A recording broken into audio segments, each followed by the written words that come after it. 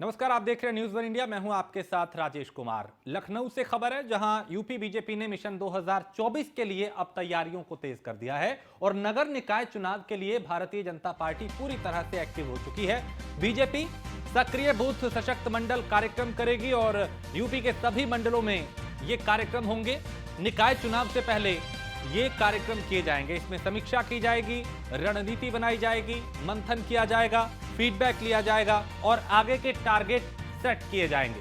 फिर चाहे लोकसभा चुनाव हो, निकाय चुनाव हो, हर चुनाव को भारतीय जनता पार्टी पूरी गंभीरता से लेती है और चुनाव के हिसाब से फिर कार्यक्रम आयोजित होते हैं। अब निकाय चुनाव एजेंडा, हालांकि लोकसभा को लेकर भी कई तरह के कार्यक्रम यहां पे चलाए जा रहे हैं। तो नगर निकाय चुनाव के लिए भारतीय जनता पार्टी की तैयारियां तेज हो चुकी हैं और बीजेपी सक्रिय बूथ सशक्त मंडल कार्यक्रम करेगी और बूथ को कैसे और मजबूत किया जाए, इसको लेकर मंथन किया जाएगा। लोगों के साथ कैसे संवाद किया जाए, चाहे ग्रामीण क्षेत्र हो या फिर शहरी क्षेत्र हो, कैसे उसमें पकड़ को और मजबूत करना है, निकाय चुनाव में बेहतर प्रदर्शन करना है। क्योंकि लोकसभा चुनाव से ये एक तरीके का प्रदेश का मूड सेट करेगा कि शहरी इलाकों में, ग्रामीण इलाकों में किस तरीके का मतदाताओं का मूड है। और चाहे शहर की बात हो, गांव की बात हो, चूंकि भाजपा ये कहती है, बीजेपी ये कहती है कि सबका साथ सबका विकास, सरकार ये कहती है कि सबका साथ सबका विकास और सबका विश्वास, उसमें हर वर्ग का ख्याल रखा जाता है। फिर चाहे गांव हो, शहर हो, किसान हो, नौजवान हो, महिलाएं हो, बुजुर्ग हो। और यहाँ पे अब निकाय चुनाव से पहले ये कार्यक्रम किए जाएंगे और यूपी बीजेपी ने मिशन 2024 के लिए भी तैयारियां तेज कर दी हैं। निकाय चुनाव के लिए भी पूरे एक्टिव मोड में।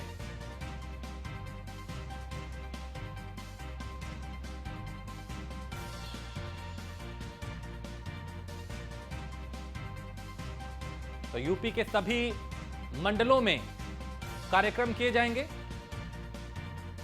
निकाय चुनाव से पहले ये कार्यक्रम होंगे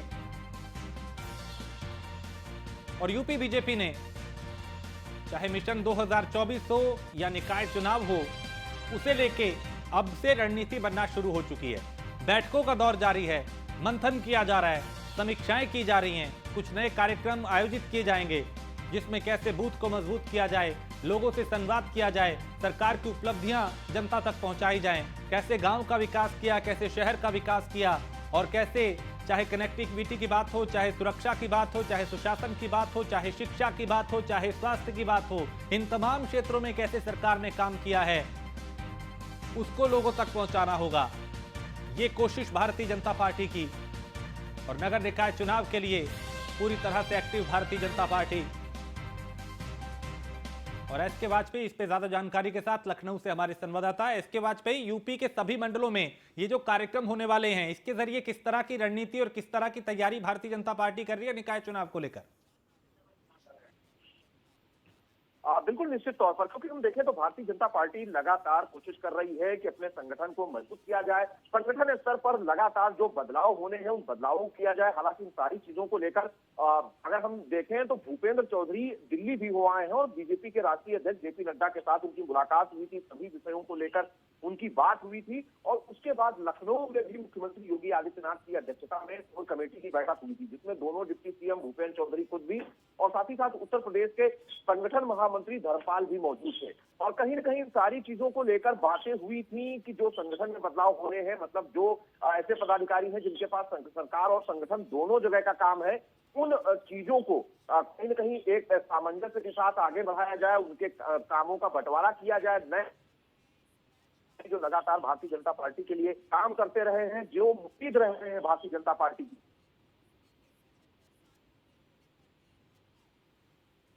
रहे हैं, तो उनको पदाधिकारी के तौर पर तैनाती दी जाए। क्योंकि बीजेपी में एक पद का सिद्धांत लागू है, तो ऐसे में वो लोग जिनके पास दो पद है, उनके पद हटाए जाए, बूथ लेवल पर नेटवर्क को मजबूत किया जाए। क्योंकि जो बूथ कमेटियां हैं, चाहे वो मंडल कमेटियां हो या कमेटियां हो, बीजेपी दो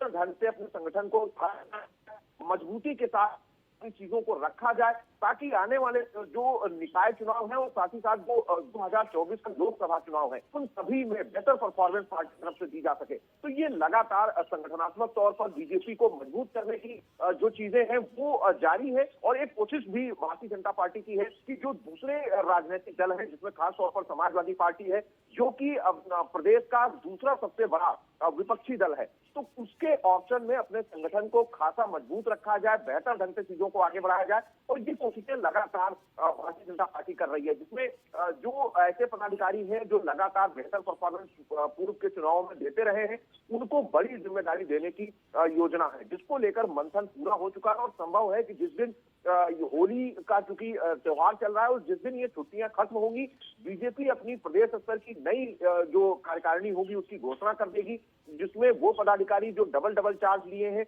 उनका चार्ज हटाया जाएगा और नए पदाधिकारी जो भारतीय जनता पार्टी के लिए आने वाले नगरीय निकाय चुनाव में और साथ ही साथ 2024 इलेक्शन में बीजेपी को बेहतर परफॉर्मेंस दे सके, में बीजेपी को बेहतर परफॉर्मेंस दे सके, उनको तैनात किया जाएगा। जी एस के वाजपेयी, चूंकि 24 में लोकसभा चुनाव है, उससे पहले निकाय चुनाव, ये काफी महत्वपूर्ण चुनाव होगा 24 को देखते हुए कि प्रदेश की जनता का मूड क्या है। क्योंकि देखिए, सरकार तो ये कहती रही है कि सबका साथ सबका विकास की बात, चाहे शहर की बात हो या गांव की। अब ये निकाय चुनाव भी बहुत कुछ तय करेंगे आने वाले 24 के लिए। बिल्कुल, आप सीधी सी बात है कि जो एक कहावत है कि केंद्र का रास्ता उत्तर प्रदेश से होकर जाता है, चूंकि सबसे ज्यादा लोकसभा सीटें जो कि 80 जिनकी संख्या है वो उत्तर प्रदेश से है, सीधे तौर पर बीजेपी का फोकस उत्तर प्रदेश पर ज्यादा होता है। यही एक वजह है कि चाहे देश के रक्षा मंत्री हो वो लखनऊ से सांसद हैं, देश के प्रधानमंत्री हो वाराणसी से सांसद हैं, या उत्तर प्रदेश से करीब करीब दर्जन भर से सांसद और कई केंद्रीय मंत्री उत्तर प्रदेश से हैं। तो सीधे तौर पर बीजेपी का फोकस उत्तर प्रदेश रहता है।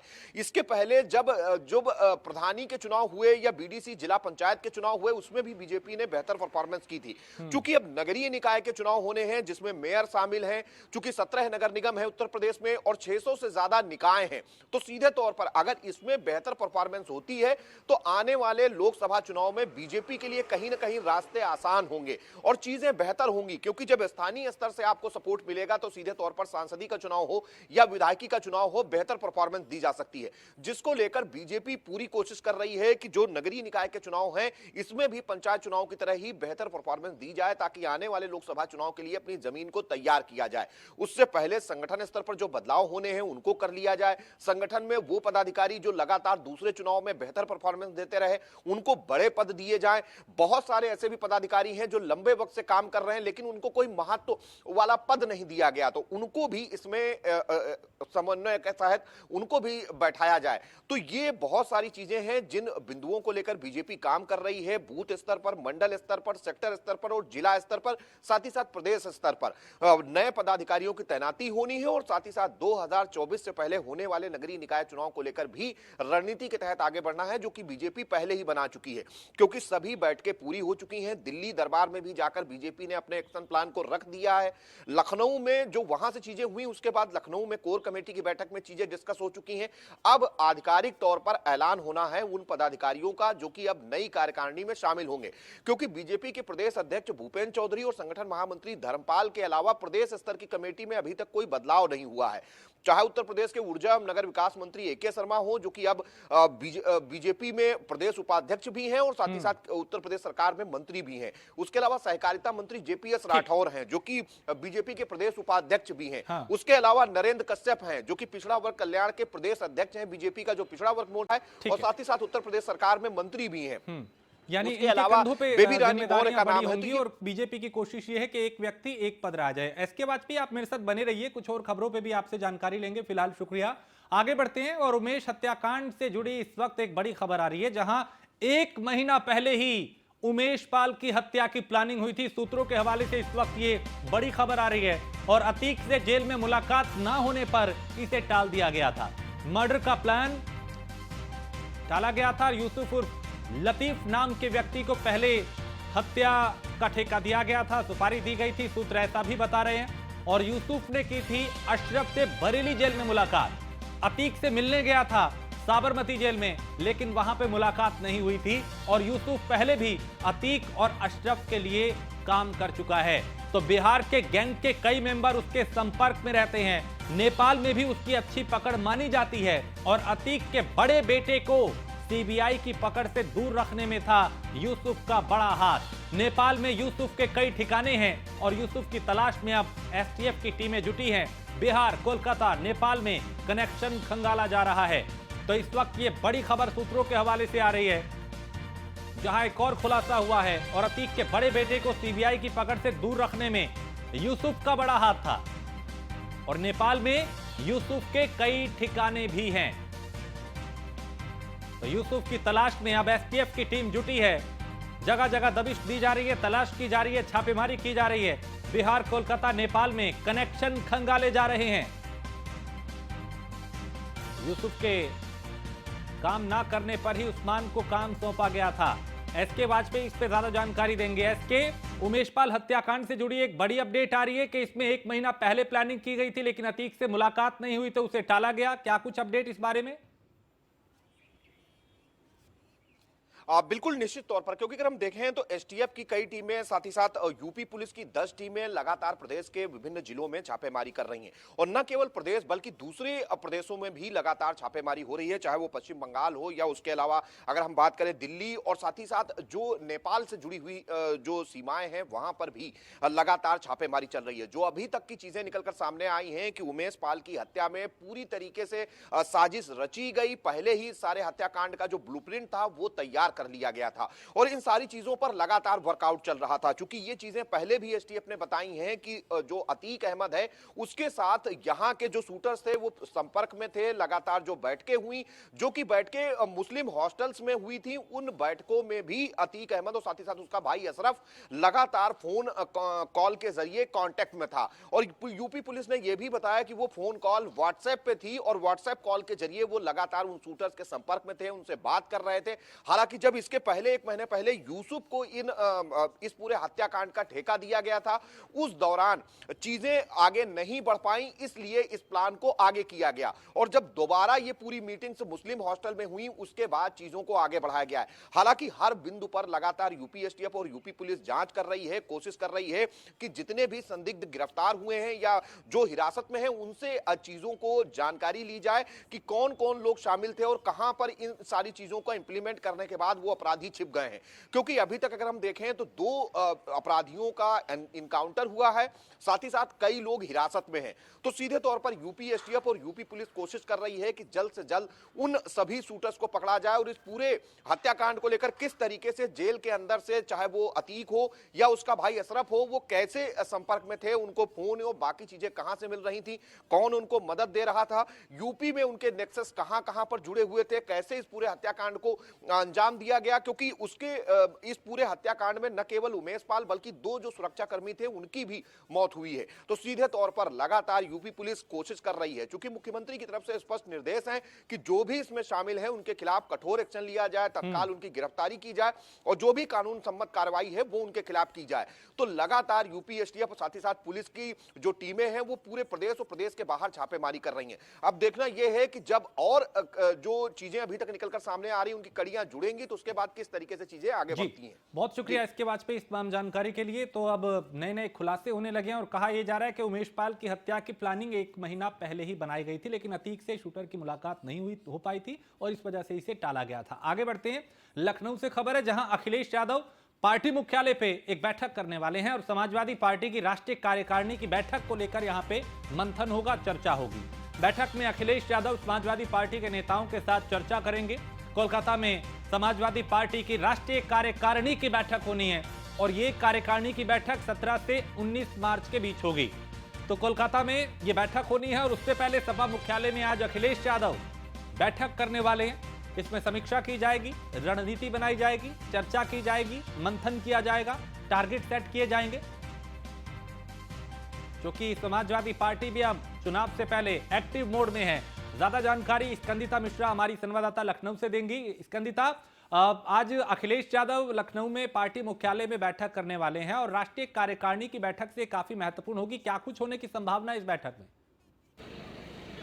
देखिए, आज अखिलेश यादव लखनऊ पार्टी मुख्यालय में बैठक करेंगे और बैठक का जो मेन उद्देश्य है वो चर्चा करना है राष्ट्रीय कार्यकारिणी को लेकर, जिसमें तमाम सपा के जो बड़े नेता हैं वो मौजूद रहने वाले हैं। अखिलेश यादव खुद मौजूद रहेंगे, हो सकता है शिवपाल सिंह यादव भी मौजूद रहें, क्योंकि बैठक में जो चर्चा हो रही है वो राष्ट्रीय कार्यकारिणी की बैठक को लेकर होगी। इसलिए तमाम जो पार्टी के अधिकारी हैं, तमाम जो प्रदेश अध्यक्ष नरेश उत्तम पटेल, इसके अलावा राजपाल कश्यप, मुख्य सचेतक मनोज पांडे, उदयवीर सिंह, इसके अलावा और भी तमाम जो लोग हैं वो सब आज मौजूद रहेंगे, क्योंकि राष्ट्रीय कार्यकारिणी की बैठक होगी।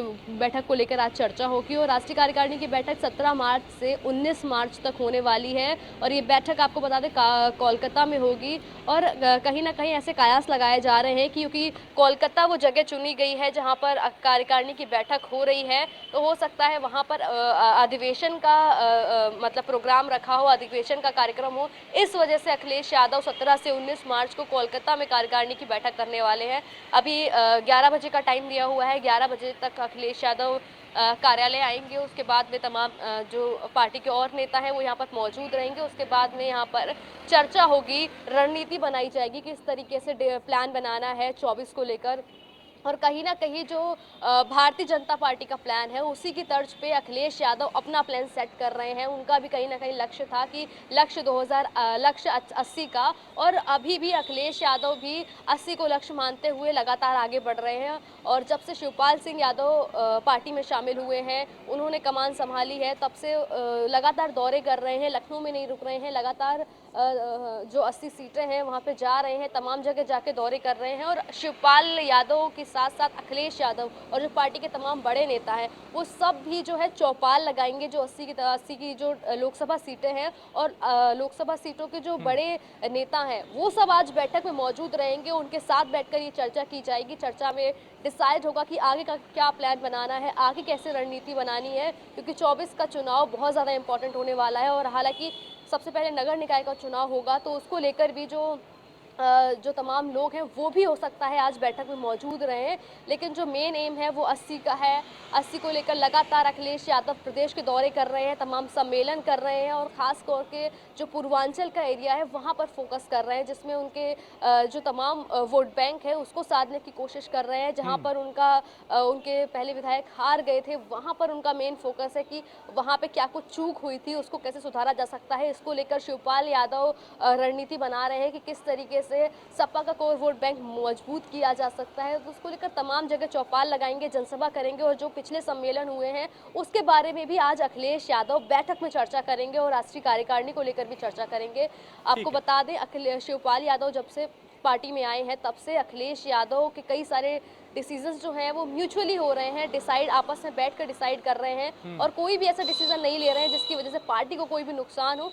आज इस बैठक में स्वामी प्रसाद, क्योंकि राष्ट्रीय कार्यकारिणी को लेकर चर्चा होगी तो स्वामी प्रसाद मौर्य भी मौजूद रहेंगे, तो हो सकता है उनको लेकर भी कुछ चर्चा हो। तो तमाम ऐसे मुद्दे हैं जिन पर आज चर्चा होने वाली है। अखिलेश यादव होली के बाद लगातार एक्टिव नजर आ रही है, क्योंकि मुलायम सिंह यादव के जाने के बाद में पहली होली थी तो सारे लोग सैफई में होली सेलिब्रेट किया है। उसके बाद में आज अखिलेश यादव यहाँ पहुँचे हैं और अखिलेश यादव का आते ही पहले ही दिन से तुरंत एक्टिव नजर आ रहे हैं। आज ही बैठक करेंगे और उसके बाद में लगातार राष्ट्रीय कार्यकारिणी को लेकर बैठक, उसके बाद जो चौपाल लगाएंगे तमाम जगह जाके, जो प्रदेश के तमाम हिस्से हैं उनका एक भी कोना अखिलेश यादव छोड़ना नहीं चाहते हैं। कुछ जगह वहाँ पर वो खुद पहुँचेंगे, कुछ जगह शिवपाल सिंह यादव, इसके अलावा जो पार्टी के बड़े नेता हैं वो जगह जगह जाकर अपनी चौपाल लगाएंगे, जनसभाएं करेंगे और अपना जो वोट बैंक है उसको मजबूत करने की कोशिश करेंगे। आप मेरे साथ बने रहिए, कुछ और खबरों पे भी आपसे जानकारी लेंगे। फिलहाल शुक्रिया।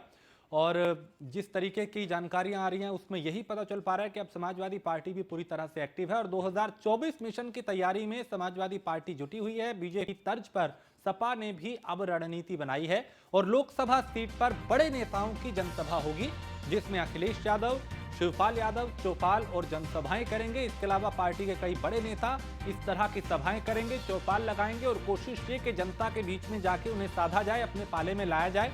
फिर चाहे निकाय चुनाव हो या लोकसभा चुनाव हो, अब पूरी तरह से समाजवादी पार्टी भी एक्टिव है। क्योंकि भारतीय जनता पार्टी तो हमेशा चुनावी मोड में रहती है और कोई भी चुनाव हो, चाहे निकाय चुनाव हो, चाहे विधानसभा का चुनाव हो, चाहे लोकसभा का चुनाव हो, हर चुनाव को लेके पार्टी पूरी गंभीर रहती है। और अब उसी तर्ज पे समाजवादी पार्टी भी एक्टिव दिखाई दे रही है और अब कई मंथन किया जा रहा है, बैठकें की जा रही हैं, समीक्षाएं की जा रही हैं, रणनीति बनाई जा रही है और टारगेट सेट किए जा रहे हैं कि अब 24 में कैसे बेहतर प्रदर्शन किया जाए। एक तरफ बीजेपी है जो मिशन 80 पे चल रही है, दूसरी तरफ समाजवादी पार्टी है जो दावा कर रही है कि बीजेपी का मिशन 80 जो है उसको तो सफल नहीं होने देंगे और समाजवादी पार्टी जो है वो इस तरह के परिणाम लाएगी कि हर कोई हैरान रह जाएगा और उस परिणाम को लाने के लिए पार्टी यहाँ पे एक्टिव दिखाई दे रही है। स्कंदिता इस पे ज्यादा जानकारी देंगी। स्कंदिता, समाजवादी पार्टी की आपका अभी जिक्र कर रहे थे, आपने बताया कि किस तरीके से निकाय चुनाव को लेकर भी गंभीर है, लेकिन अब यहाँ पे लोकसभा चुनाव को लेकर भी पार्टी नई रणनीति बना रही है।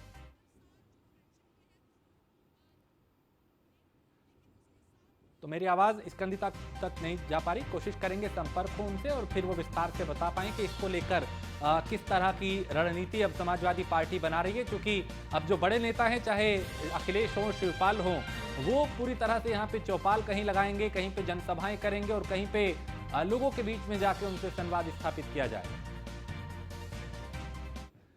आगे बढ़ते हैं, खबर गोरखपुर से है जहां मुख्यमंत्री योगी आदित्यनाथ ने जनता दरबार लगाया और दूर दराज से जो लोग यहां पहुंचे थे अपनी शिकायतों को लेकर उनका समाधान करने के निर्देश संबंधित विभागों को दिए, अधिकारियों को दिए और पुलिस प्रशासन के अधिकारी यहां पे मौजूद रहे। जनता दरबार में करीब 300 लोग पहुंचे जो अपनी शिकायतों को लेकर यहां पे आए थे और मुख्यमंत्री ने कुछ का समाधान मौके पर किया और कुछ को संबंधित अधिकारियों को ये कहा कि लोगों को दिक्कत नहीं होनी चाहिए, उनकी समस्या का समाधान तुरंत होना चाहिए।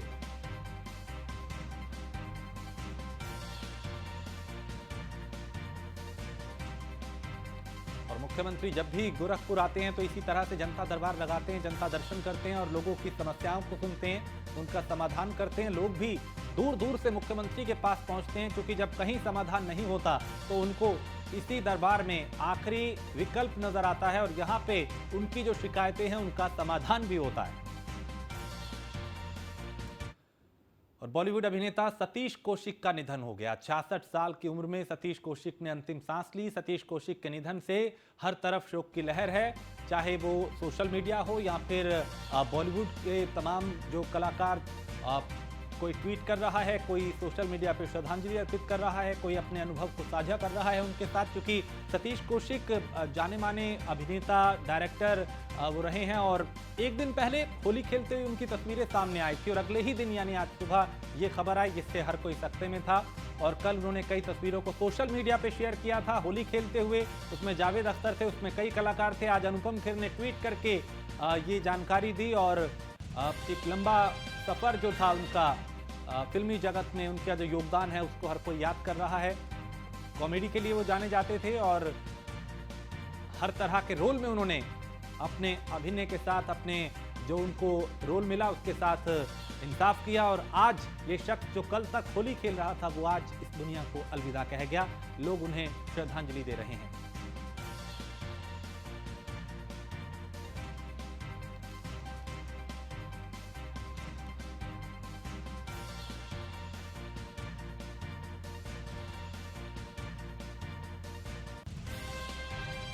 सतीश कौशिक के निधन से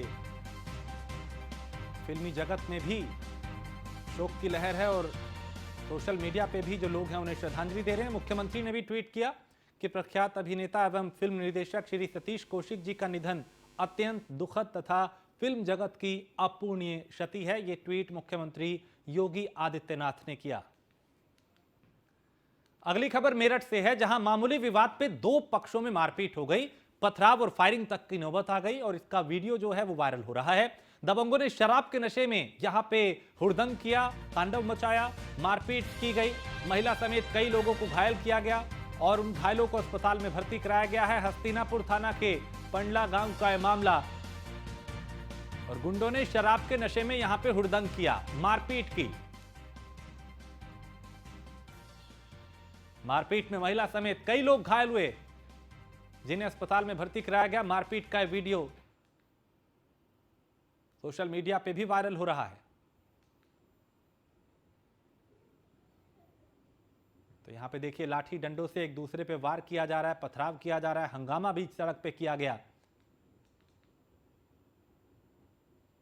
और मारपीट की तस्वीरें कैमरे में कैद हुई। जिसमें कुछ लोग बीच बचाव करते नजर आ रहे हैं और कुछ लोग एक दूसरे पे वार करते नजर आ रहे हैं।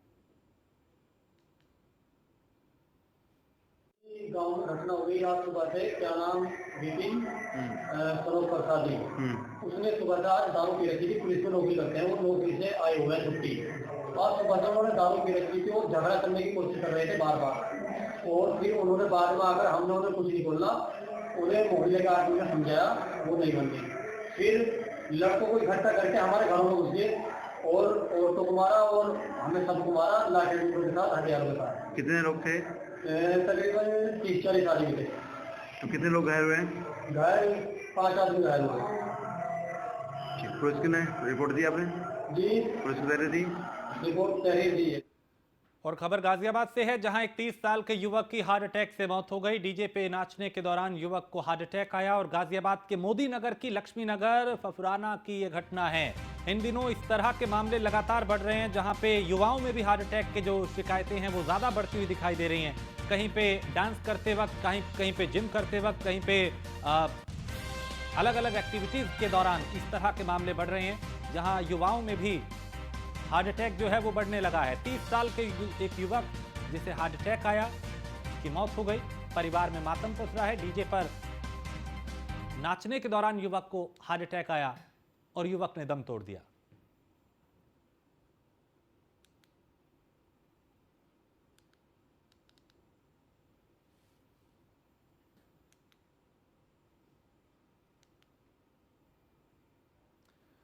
और मुजफ्फरनगर से खबर है, जहां मुजफ्फरनगर के भोपा रोड पे स्थित रेडिसन इन होटल में उस वक्त हंगामा हो गया जब बीजेपी के सह मीडिया प्रभारी विकास अग्रवाल अपने परिवार के साथ होटल में खाना खाने पहुंचे थे।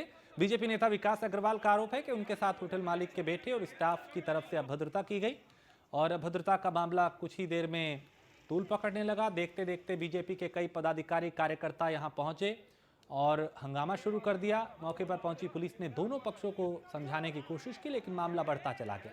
हंगामे के बीच होटल मालिक के बेटे का हाई प्रोफाइल ड्रामा भी देखने को मिला, जो होटल की तीसरी मंजिल पर चढ़ गया। बमुश्किल उसे वहां से उतारा गया।